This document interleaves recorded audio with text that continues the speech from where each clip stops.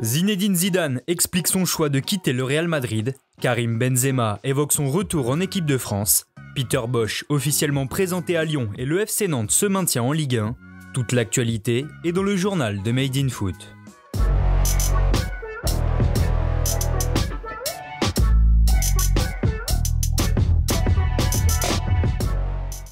Karim Benzema avait le sourire. Présent face aux médias hier pour sa première conférence de presse depuis son retour en équipe de France, l'attaquant du Real Madrid n'a pas caché sa joie de revenir chez les Bleus. « Je suis super content d'être là. L'adaptation est parfaite, il y a du beau jeu sur le terrain comme j'aime. J'ai fait la connaissance des autres joueurs, j'espère que ça va continuer. Je suis pressé de commencer un match », a déclaré Cabenueve. Pendant une vingtaine de minutes, l'attaquant de 33 ans s'est livré au jeu des questions-réponses et a avoué sa déception d'avoir été absent pendant près de 5 ans. Enfin, invité à remercier Didier Deschamps pour l'avoir rappelé, Benzema a terminé sur une bonne note. Je pense que je l'ai déjà dit. Après, vous voulez que je le dise ici ? Merci Didier. Non mais on a eu déjà une discussion, ça a été dit. Et voilà, après, c'est comme ça, je suis là et je suis super content. Zinedine Zidane sort du silence. Quelques jours après avoir posé sa démission du Real Madrid, l'entraîneur français a expliqué son choix à travers une lettre publiée par le journal AS.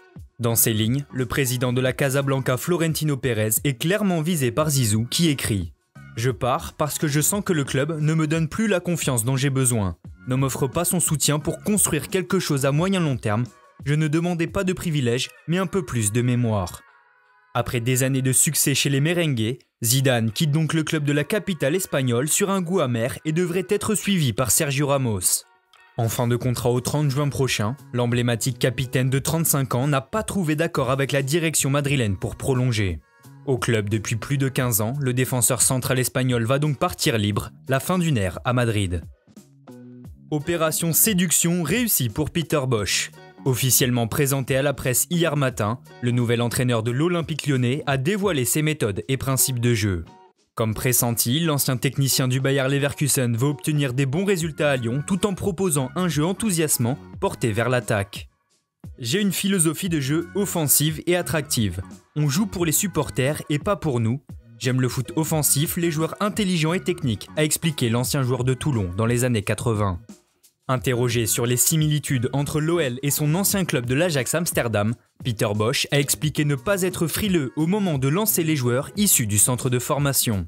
Afin de mettre en place ses idées de jeu, le néerlandais de 57 ans pourra s'appuyer sur une enveloppe mercato conséquente comme l'a révélé Jean-Michel Aulas, désireux de retrouver les sommets de la Ligue 1.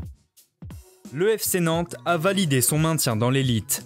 Vainqueurs du barrage aller 2-1 à Toulouse, les Canaries se sont inclinés 1-0 hier chez eux face aux Violets, mais restent quand même dans Ligue 1. Dominés par le TFC, les Canaries s'en sont remis à leur gardien Alban Lafont, auteur de plusieurs parades avant l'heure de jeu. Le portier français s'est finalement incliné à 30 minutes du terme sur une tête de Bayo. Toulouse a ensuite poussé, mais Nantes n'a pas craqué et jouera en Ligue 1 pour la 9e saison de suite. Enfin, pour terminer ce journal, n'oubliez pas ce lundi soir le quart de finale de l'Euro Espoir entre la France et les Pays-Bas.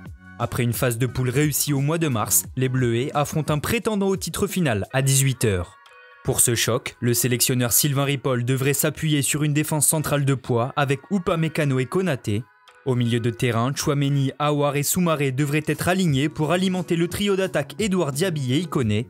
En cas de succès, les Français affronteront en demi-finale le vainqueur de Danemark-Allemagne le jeudi 3 juin prochain. Merci à tous de nous avoir suivis. N'hésitez pas à vous abonner, liker et partager. On se retrouve très bientôt pour un nouveau journal.